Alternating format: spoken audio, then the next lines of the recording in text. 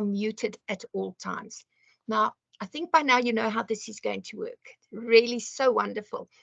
You're going to have a lesson, and then at the end of the lesson, you get a quiz that you're going to complete electronically. And I'm very happy that you've had your training and you're ready to get started. Now, before I start, something very important to do. I must make sure that we record the lesson. I think it has been started. The recording's on the go. I see Mr. Potgieter started it, so great. Let's get going with our lesson. Today, we are going to look at parts of speech. Now, the reason they're so important is because it's going to help you to be able to write wonderful sentences.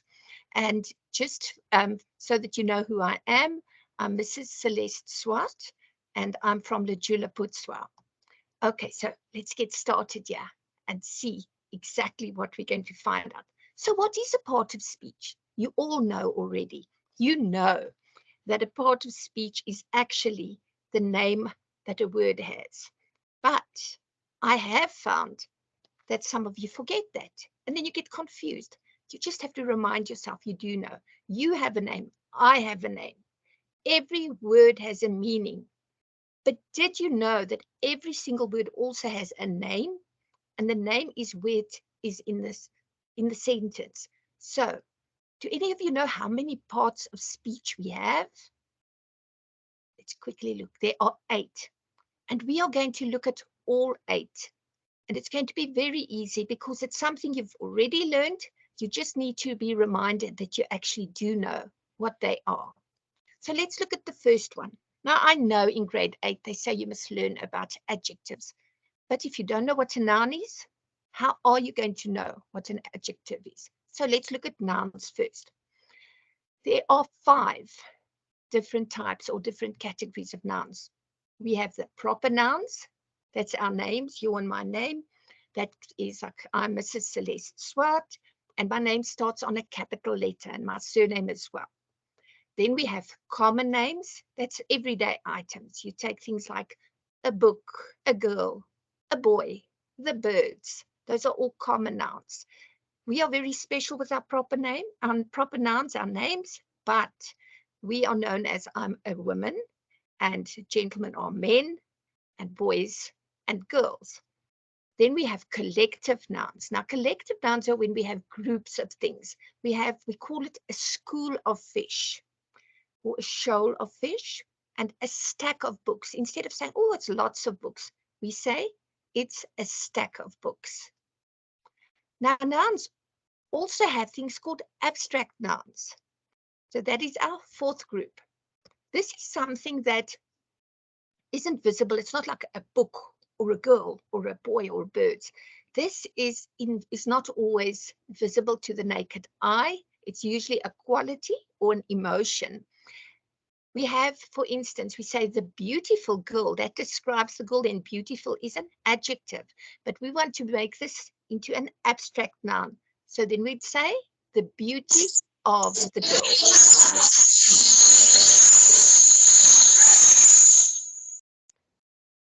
Thank you.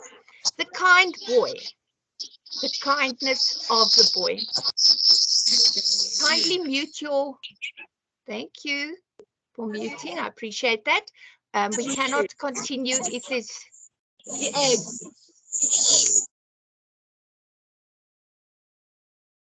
Thank you. Please, when you join, mute immediately. Otherwise, we really disturb the rest of the learners. Then we have pronouns. Now, that's, for instance, instead of saying Mrs. Swart, you're going to say she.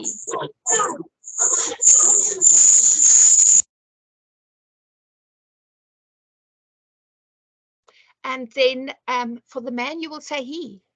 For the desk, what are you going to say? It. So there are a lot of possibilities here. Okay, now adjectives describe the noun. It answers the question. For instance, we have here the old man or an old man, and it'll answer the question what kind of man he is. He's an old man. So that is what our adjective does. It describes the noun. Verbs are doing words. They're action words. They show run, walk, eat, jump. all the things where we do something. But surprise, surprise, we have other verbs that we don't see in the same way, that are also verbs, but I'm not going to touch on them today. It's just to get you thinking about it. And hopefully you'll ask your teacher. I'll give you a tip of one, the verb to be. I am, he is, she is, it is, they are, you are, and we are. So are, is, and am are all also verbs, just in case you didn't know that. Our adverbs, these are wonderful things. They tell us more about the verb. They tell us how the action is done. And it often ends in ly. That will help you to identify them sometimes. And they don't have to follow directly after the action word. We have an example here. The boy and girl skateboarded quickly. Quickly is our adverb. Prepositions. I love prepositions because we try and complicate them so much. It indicates position or relation to something. For example, here we have the cat is under the box, the first picture. Then we have two boxes next to each other. And when we go back to the two boxes next to each other, we see that, there we go. Oh. It seems someone has hijacked my presentation. Please don't take control of the meeting. I'll have to see if I can share it again.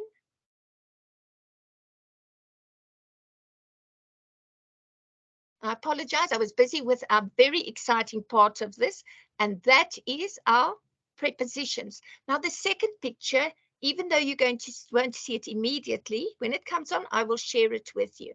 So this is the prepositions. And when we see the prepositions, it shows us where something is. The second picture showed you two boxes, and there was a little bird in between. So what would we say then? We would say that the bird is between the boxes. If we have a box and there's something on top of the box, then we would say the bird or the cat is on top of the box. Ladies and gentlemen, please, I'm going to ask you to mute. You're making it exceptionally difficult for us to carry on with this lesson.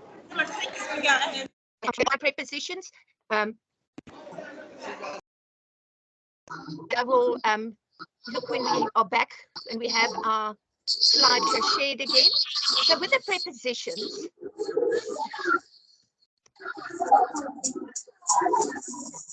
ladies and gentlemen, please mute your mics. It's Musia Vusimusi. Please mute your mic. Musia Vusimusi.